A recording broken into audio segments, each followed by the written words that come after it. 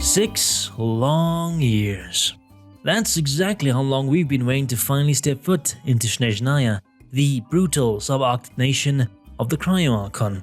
And now that the cast has fully been revealed, the community is absolutely buzzing.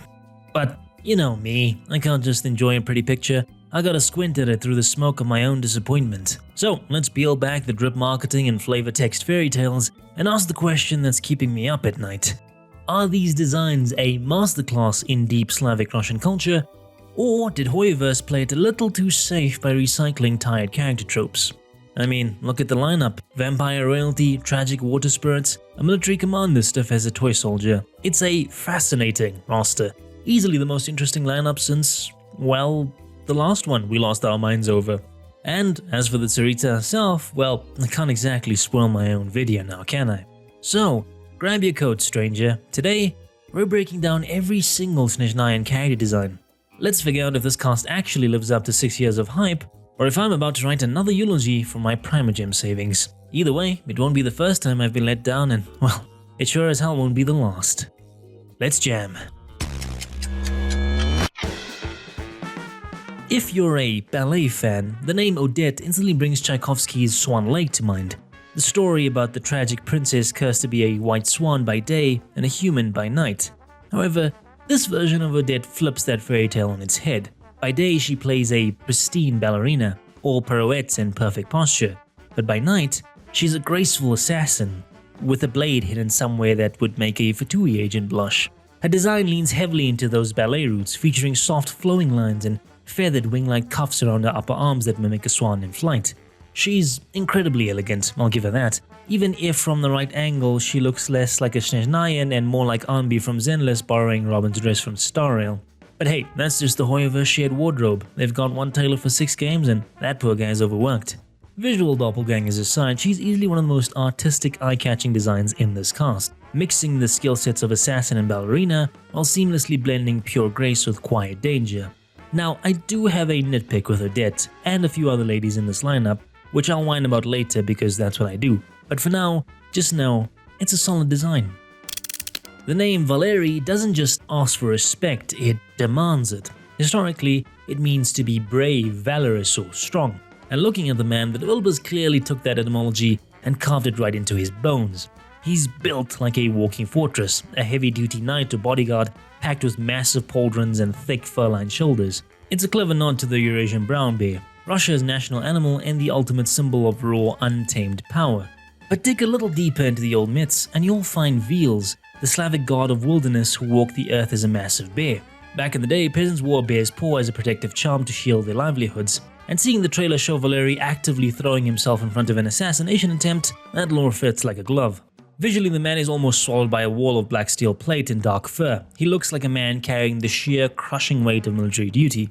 He feels born of the Snezhnayan winter. I'm particularly fond of his dead violet eyes. They scream, "I've seen things." Though I already know the in-game model is going to sand down those sharp, brooding trailer details into something softer, probably giving him the same vacant stare as my C6 Toma when I bench him again. But here's the rub, stranger. I want to love his aesthetic, I really do, but with Roithesli and Vark already occupying the rugged powerhouse characters in Genshin's universe, Valery risks looking like just another coat of paint in an existing archetype. He's cool, sure, but unique in his own universe? Not quite. Ultimately, his appeal is going to live or die by his personality, and not his shoulder pads. Then there's Vodyanica. The name comes from Voda, not vodka, Voda, the Slavic word for water, translating simply to water maiden. But in old folklore, her origin is anything but simple. It has a tragic origin, as Vodyanicas are ghostly spirits born when a young woman drowns. The drowned souls appear as these beautiful pale women with long greenish hair, cursed to stay perpetually wet. If their hair happens to dry out, their magic fades and poof, they disappear.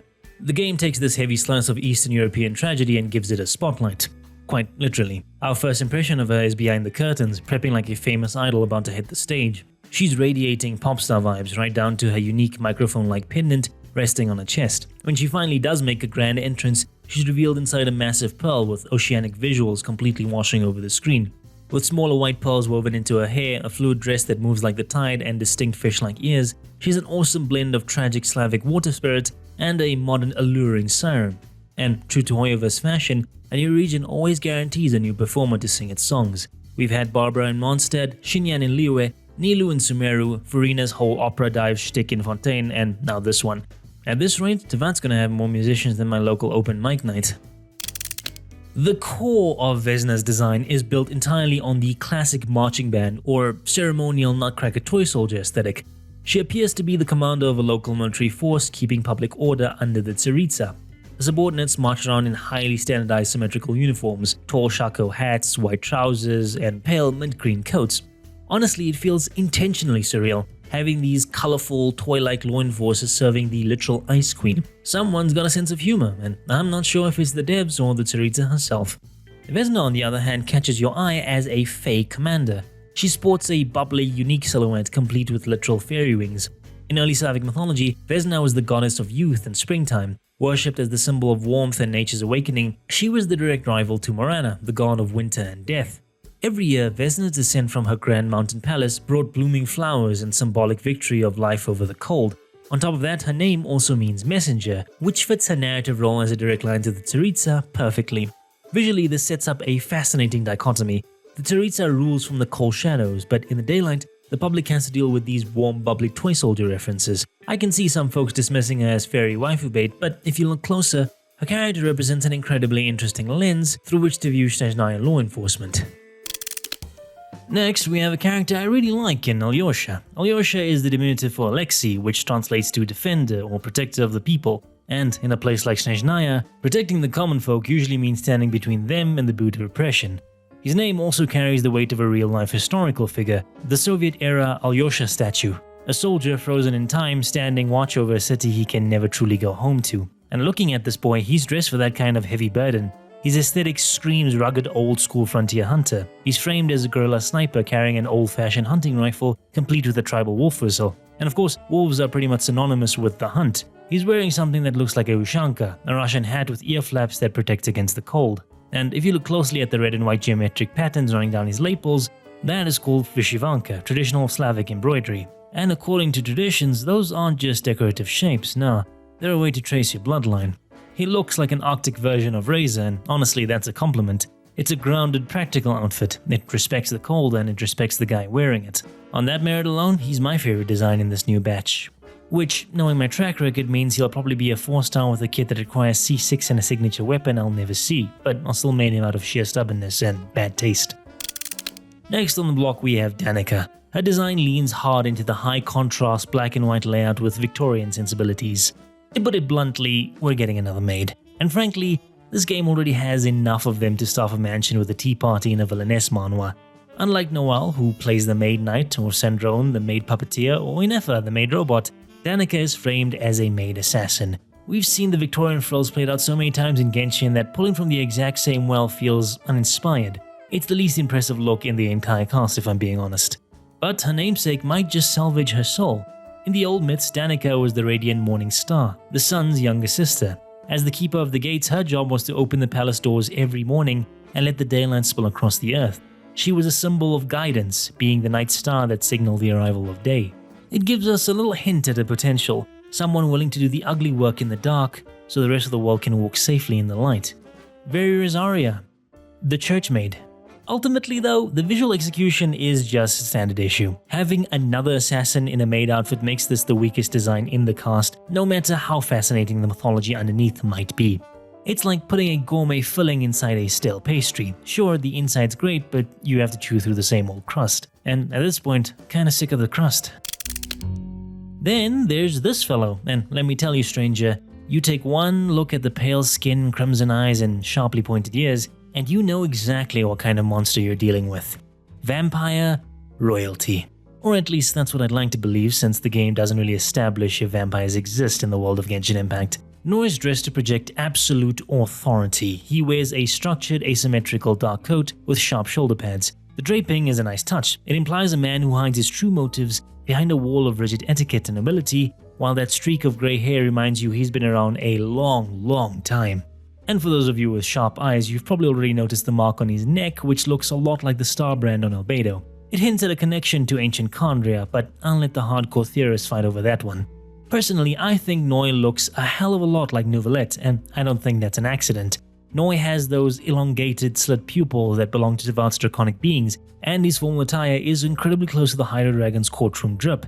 It makes you wonder if you're looking at the sovereign Cryo Dragon hiding in plain sight, or just a descendant from a very old, very bloody family tree. Either way, it took 6 years of waiting, but we finally got our vampire. And I have a feeling he's gonna drain my bank account faster than whatever vampires drain. Not much to say about him, but I do like Mitya. You catch him in the trailer with a chaotic room overflowing with scattered text, and he instantly gives off the vibe of a brilliant, obsessive scholar. His aesthetic leans hard into astronomy and cosmic science. He's wrapped in a stardust coat with an atomic star pinned to his chest. The deep violet and midnight blue cloak is decorated with sweeping, curved golden arcs, planetary orbits, mathematical trajectories. It's the perfect uniform for an elite college of stargazers. And on top of that, the name seals the deal. Mitya is a traditional nickname for Dmitri. You say Dmitri and any nerdy school kid will think of Dmitri Mendeleev, the chemist who mapped out the periodic table and made homework a lot more harder. Blending that nod to foundational chemistry with cosmic design makes for a hell of a scholarly character. And yeah, if you squint, he looks a bit like Misha from Star Rail. Then we get the big bad boss, Anastasia Fyodorovna Snezhnaya, the Tsaritsa. Looking at her, you instantly get the read of a ruler who traded any vulnerability for absolute frozen dominion. She's a queen sitting entirely alone in a kingdom of ice. Her eyes don't burn with passion or anger. No, they're calm, they're clear and completely reflective, like a frozen lake.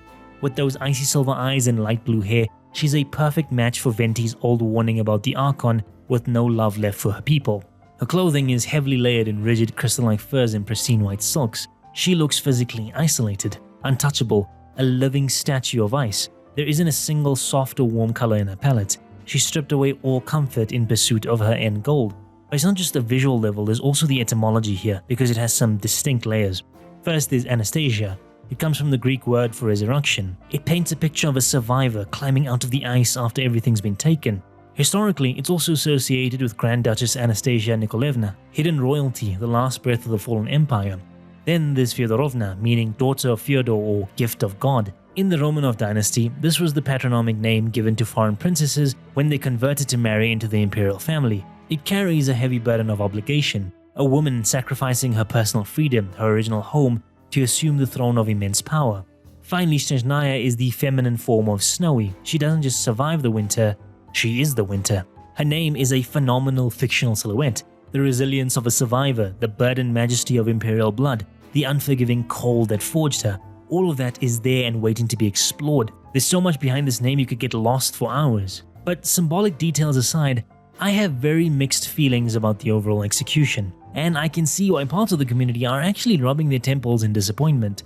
Snezhnaya was hyped up for 6 years as a cold, cruel, gritty nation. A lot expected the Tsaritsa to have a fierce, battle-hardened edge to her design. Heavy, rugged winter survival gear. Instead, the developers gave us this clean, dainty dress. They played it entirely too safe with a textbook Ice Queen look. It feels like a sanitized Western winter aesthetic. They turned her into Elsa from Frozen instead of honoring the actual teeth-clattering grit of a subarctic climate. And I'm not just saying that because I've had Let It Go stuck in my head since her reveal. I'm saying it because you would expect something with a bit more bite. Something that looked like she's a cynical Russian woman fighting against gods and not just a princess attending a very cold gala. On the flip side though, you could argue this subversion is uniquely Genshin. They traded the hardened look for a deeply tragic, regal melancholy. She isn't a battle-hardened general, she's framed as a mother who's lost her family.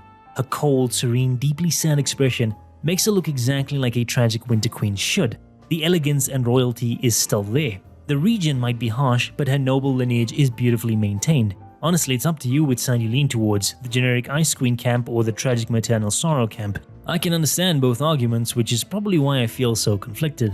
It's like choosing between two dishes at a restaurant where I know I'm going to be disappointed either way because, well, I built up 6 years of expectations in my head.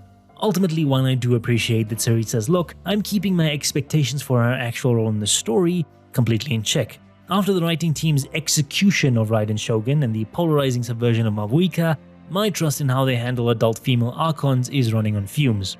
At this point, I'm fully preparing myself for a predictable, if disappointing, outcome. That way, if the story actually manages to deliver on her immense potential, I'll be pleasantly surprised rather than just heartbroken.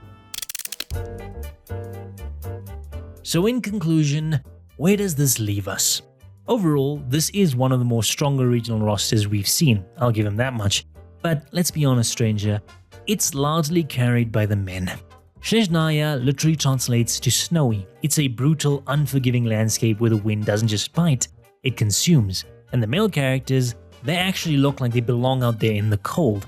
The women though, as striking as they are, and they are striking, don't get me wrong, they just don't capture that same survivalist grit. It's the classic gacha catch-22. The female designs are forced to check the usual fan service boxes. Detached sleeves, bare shoulders, and those ubiquitous asymmetrical designs. It's why I usually prefer the male designs in these games. They aren't locked into a rigid market-tested template designed to suck your primos.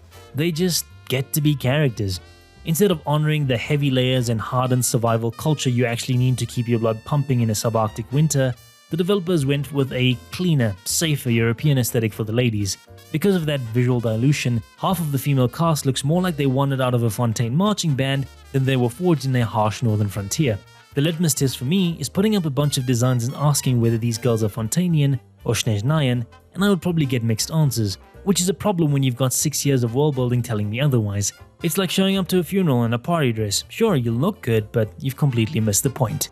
The designs that actually anchor themselves in real Slavic winter aesthetics like Alyosha's rugged hunter gear or Valeri's heavy bear motifs are the clear standouts. They respect the utility and the grit. They look like they've actually seen snow and not just read about it in a book. I know it's a fantasy game and I know suspension of disbelief is part of the deal, but a stronger visual anchor for Snezhnaya's unique identity would have gone a long way. Instead, I'm looking at half the cast and wondering if they took a wrong turn at the Fontaine border and forgot their coats. And it's hard to ignore the contradiction. Remember the Winter Nights Lazzo trailer? Back when the first Fatui teaser dropped, every single Harbinger was bundled up in heavy fur coats. The lore established that the climate is so unforgiving, even the elite had to layer up just to walk outside. The argument for these lighter exposed designs completely falls apart when the game's own history tells a different story. But design nitpicks aside, I still believe this is a remarkably strong cast. The mythologies are rich, the concepts are fascinating, and there's a lot to sink your teeth into. But after 6 years of build-up, of staring into the snow and waiting for the other shoe to drop, it's hard to shake the slight sense of disappointment with the ladies at least. I'm walking away from this feeling a bit mixed, like a drink that's half chocolate and half regrets, which honestly is how I feel about most updates. But I hand over the floor to you, stranger. Drop your thoughts in the comments below. What's your read on these Snezhnayan designs? Who's your favorite and who's left you out in the cold? If you're feeling generous, be sure to like the video, subscribe to the channel, or share it out with other travelers. And if you're feeling extra generous, leave a tip at the bar. Name Star Rail Crusader. And remember, stranger, you were never here. May your journey lead you ever starward.